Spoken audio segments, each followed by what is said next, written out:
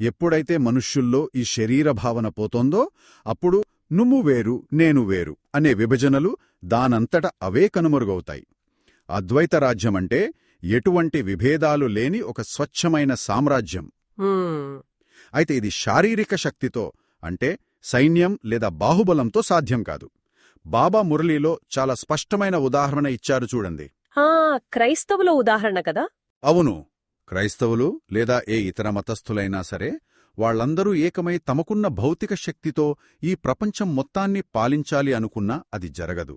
ఎందుకంటే భౌతిక శక్తితో ప్రపంచాన్ని ఏలడం అనేది ఈ డ్రామా నియమం కాదు. అది లాకి విరుద్ధం. కేవలం యోగబలం ద్వారానే అది సాధ్యం. ఒక్క నిమిషం, ఇక్కడ నాకొక తీవ్రమైన సందేహం వస్తోంది. మనం చరిత్ర చూస్తే మనకొక భిన్నమైన వాస్తవం కనిపిస్తోంది కదా? ఎలాంటి వాస్తవం? అంటే ఇప్పుడు అలెగ్జాండర్ నుండి మొదలుపెడితే రోమన్ సామ్రాజ్యం, మొఘలులు, బ్రిటిష్ వారి వరకు ఏ సామ్రాజ్యమైనా ఆయుధాలు, సైన్యం, రక్తపాతంతోనే హద నిర్మించబడింది. అవును, చరిత్ర అదే చెబుతుంది. ఇదంతా మనకు సాక్ష్యంగా కనిపిస్తున్నప్పుడు ఎక్కడో నిశ్శబ్దంగా కూర్చుని కేవలం మనస్సును అనుసంధానించే ఈ యోగబలం ద్వారా ఇంత పెద్ద సామ్రాజ్యాన్ని ప్రాక్టికల్గా ఎలా సాధించగలం? ఏ సైన్యం లేకుండా అది సాధ్యమా? మీరడిగిన ప్రశ్న చాలా సహజమైనదే.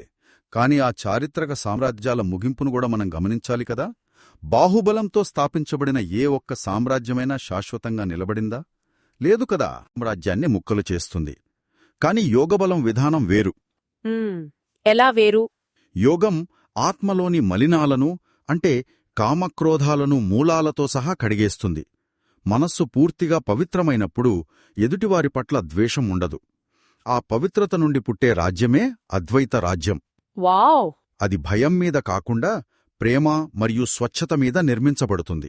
అందుకే ఆ రాజ్యంలోకి ఎవరూ చొరబడలేరు, దానిని ఎవరూ టచ్ చేయలేరు. అది శాశ్వతంగా ఉండిపోతుందన్నమాట. అద్భుతమైన విశ్లేషణ. భయంతో నిర్మించినది కూలిపోక తప్పదు, కాని పవిత్రత అనే పునాదిపై నిర్మించినది కాలగర్భంలో కూడా చెక్కుచెదరదన్నమాట. కరెక్ట్. ఈ వాస్తవం అర్థమైన తర్వాత ఈ యోగబలంతో స్థాపించబడే రాజ్యం అసలు ఎప్పుడొస్తుంది అని ఆసక్తి కలుగుతోంది. బహుశా దీన్ని అర్థం చేసుకోవడానికే బాబా మనకు సమయం గురించిన ఒక కొత్త దృష్టిని, అంటే ఒక మూడవ నేత్రాన్నిచ్చారు కదా. అవును, సమయం ఒక సరళ రేఖలాగా కాకుండా ఒక చక్రంలాగా తిరుగుతుందని బాబా వివరిస్తున్నారు కదా. 5000 సంవత్సరాల చక్రం.